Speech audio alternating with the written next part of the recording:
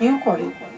তিনি মা মনসা তিনি সর্বদা এখানে মনে করেছে এখানে হবে গান, পূজার প্রচার হবে। তার মানসিক ছিল মানসিকটা চোখানো। থাকতে পারে অনেক অর্থ, অর্থ থাকলেও সে এই গান দিতে পারে না। এই গান দেওয়ার জন্য একটু থাকে বড় বড়, সেটা সবার বুকের মাঝে থাকে। যাই হোক, এইভাবে গান শেষ হয়ে যায়।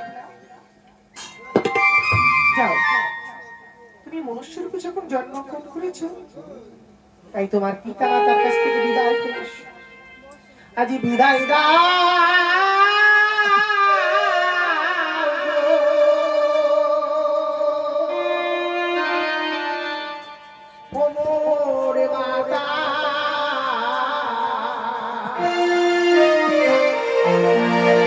আমরা চলে যাব।